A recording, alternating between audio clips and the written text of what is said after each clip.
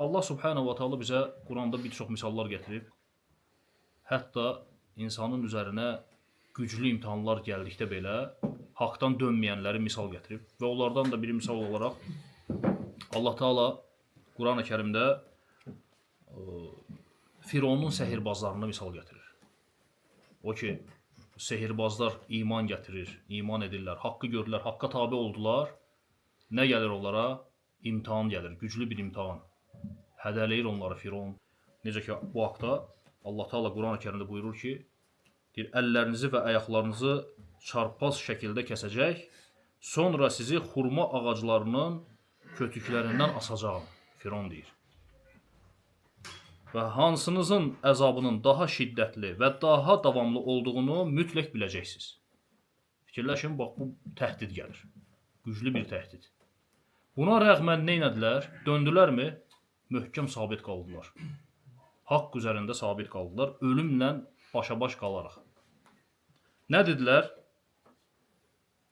Bizə gələn açıq-aşkar dəlilləri və bizi yaradana əsla səni üstün tutmayacaq.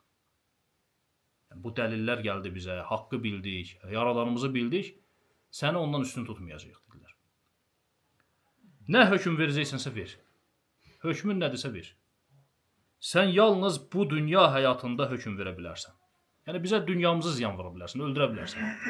Ən belə pis halda bizi öldürə bilərsən. Və görün necə onlar haqq üzərində sabit qaldılar, baxmayaraq ki, güclü bir ölüm təhdidi var idi. İşgəncə var idi. Çünki niyə?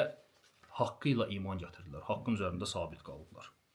Həbbab radiyallahu məşhur sahabə buyurur ki, deyir, Kəbənin kölgəsində deyir, Peyğəmbər sallallahu aleyhi və səlləm yəni, əyləşmişdi. O haldaykən biz yaxınlaşdıq və ona şikayət elədik. Dedik ki, ya Rasulallah, bizim üçün kömək istəməyəcəksənmi? Yəni, artıq müşriklərin onlara olan o təzyiqləri, əzabları, əziyyətləri səbr edə bilmirdilər. Gəldilər Allah Rəsulunun yanına ki, ya Rasulallah, bizim üçün dua ilə Allahdan kömək istəməyəcəksən bizə. Bizə bir yardım istəməyəcəksən.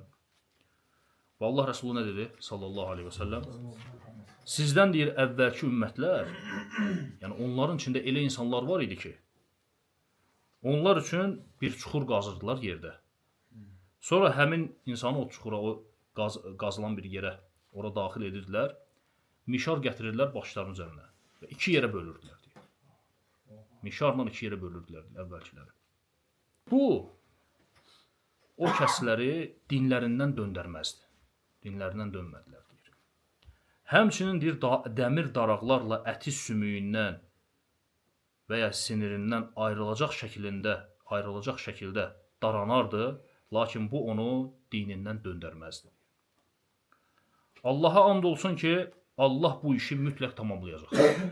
Allah bu işi mütləq tamamlayacaq.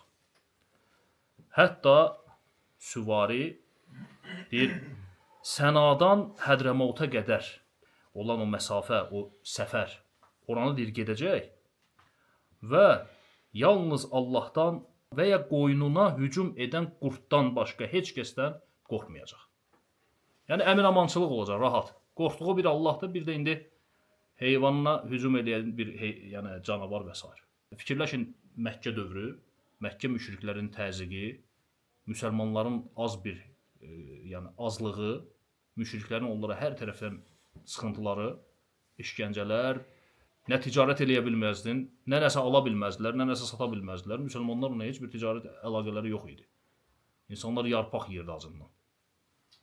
Yəni, o cür sıxıntı vəziyyətində Allah Rəsulü sallallahu aleyhi və səlləmə deyir, Allah bu işi bitirəcək. Elə bir vaxt gələcək ki, rahatçılıq olacaq.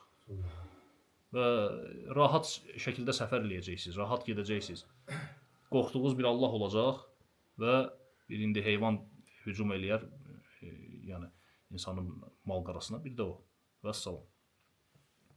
Bu hədisi də Buxari rivayət edilmişdir.